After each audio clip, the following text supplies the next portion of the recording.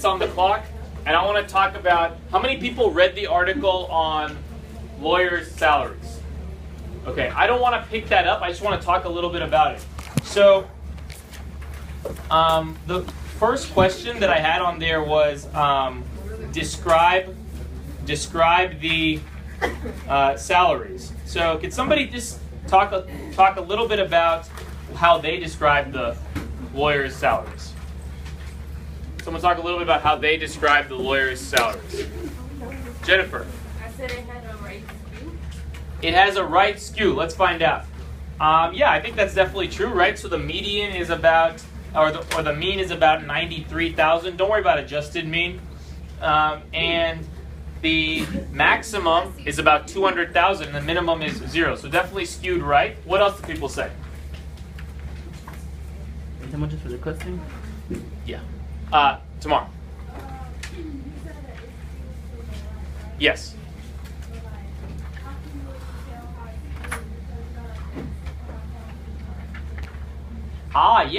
Yes. So we know that the mean is about $90,000.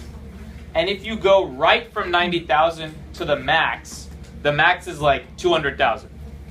So that's like $110,000 over there. But then on the other side, if you go left, it's only about 90,000 to 0. So it's a little bit right skewed, slightly right skewed.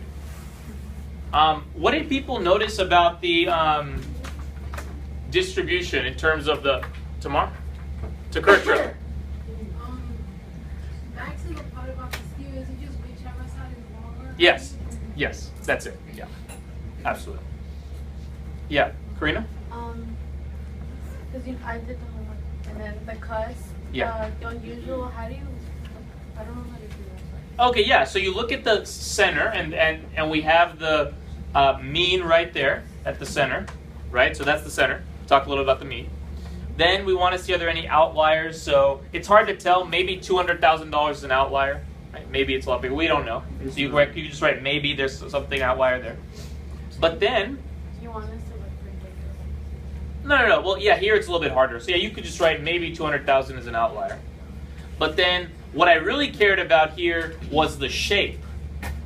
And so we heard a little bit about right skew. Did anybody talk about modes at all? Did anybody talk about modes?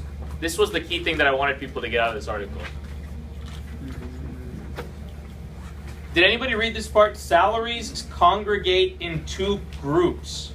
Those who earn 45,000 to 65,000 and those who earn 160,000. What would we call this if there are two main groups? Alex? Bimodal. Bimodal. We have essentially a bimodal distribution here. I don't want people to think like it has to be exactly the same. Like bimodal just means two kind of clumps of data. So this is why we never just write the mean or the median.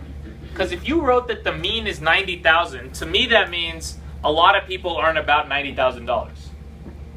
But the point is, very few lawyers earn $90,000. Either you earn 40 to 60, or you earn 140,000, 150,000. This is the very interesting thing about the legal market. Nobody really earns the average salary. Everybody either earns a lot more or a lot less. So the average comes in the middle, but most people are on one of two sides. Now, what about the second question? Knowing this, would you want to enter the legal market, Shamar? So how is it the average of people on the legal? Because average just means add up the numbers and divide by the total number of people. So that's the whole point. That's exactly the point. Smart. This was the part that I really was scared about, the last paragraph, because I want to be a lawyer, right, one day. So a lot of wannabe lawyers claim they don't even want to make 160. But understand the curve. And here's the key point, folks. If you don't make 160, it's not likely you'll make 120. It's not even likely you'll make the average. If you don't make the 160K lottery, chances are you'll be clumped in the left side, earning somewhere between $30,000 and $60,000 a year. And here's the big line. That's the kind of pay a lot of people can get without 3 years of education. I make that much money and I didn't go to law school. You could make that much money a year and probably haven't even finished college.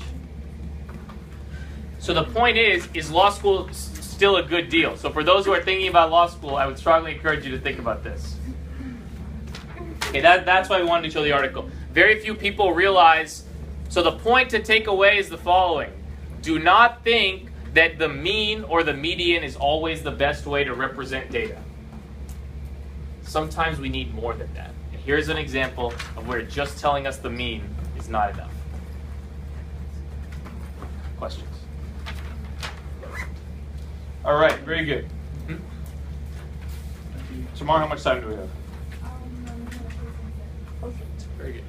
Okay, so let me give you all, let me pass back the journal entry from yesterday. Those who weren't here, if you could just sort of leave yours for me to pick up. And then I want to go over one thing here, a couple of things. Frida, not here. Eddie, or no, Khadijah, Karina, Brian, Jayla, Kendra. A lot of people kind of rushed through the homework, I think. A lot of low grades. So let's get the other one.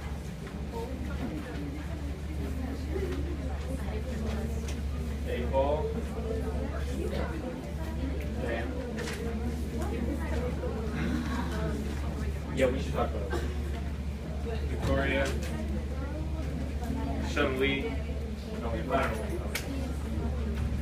Julio.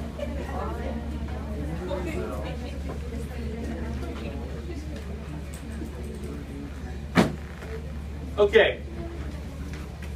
I think everybody who turned it in should have gotten it back. If you didn't turn it in yet, that's fine. You can follow along as I'm going to go over a couple things. First of all, guys, can you give me 6 minutes for this tomorrow, please? Folks, how many people's paper, just be honest, how many people's paper did I write? Where is the key? Where is the stem unit? Where is the leaf unit? A lot of people got that. Every time you do a stem and leaf plot, you must have a key.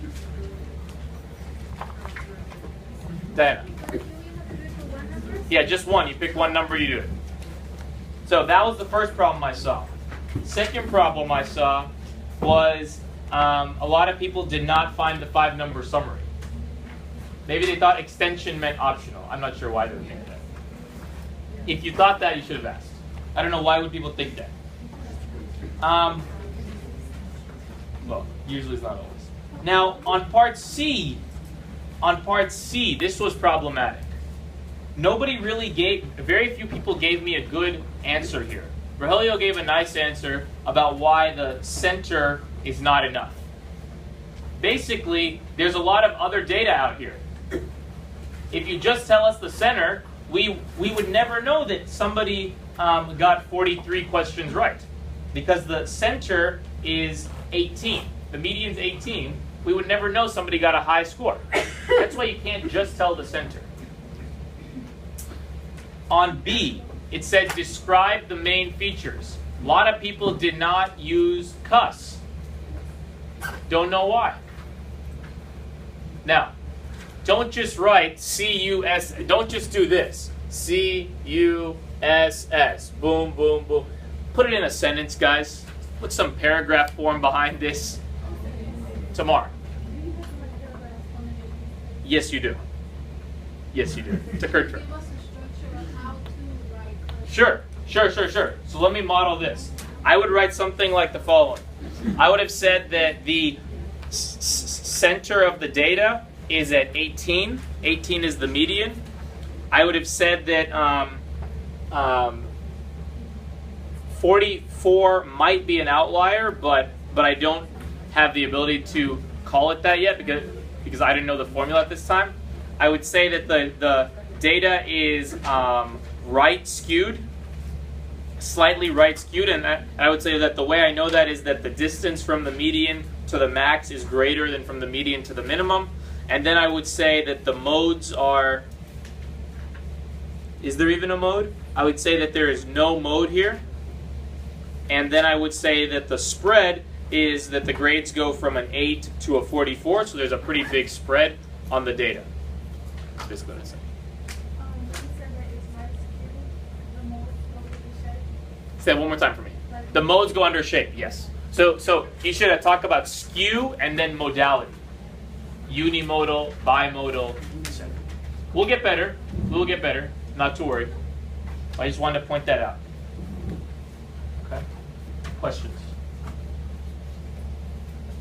All right. So let us talk about histograms now. So I'm hoping 15 minutes I'll be able to get this done.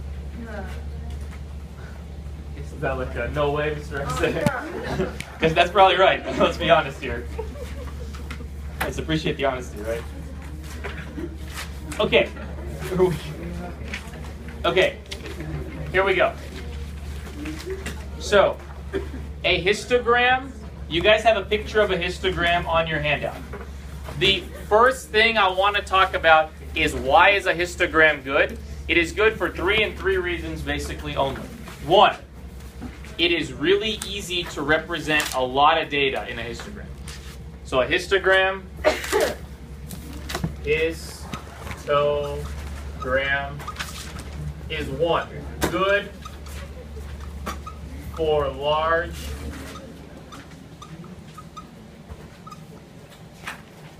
histogram is really good for large data. So far we've talked about 4 different ways to represent data. We had stem and leaf plot and dot plot. Those were good for small amounts of data. We have box and whisker, and we have histogram, which is good for big data. Alex, do you mind stopping and then restarting, or did you already do that once? Because it's going to get like too big to upload on YouTube. Okay. Thank you.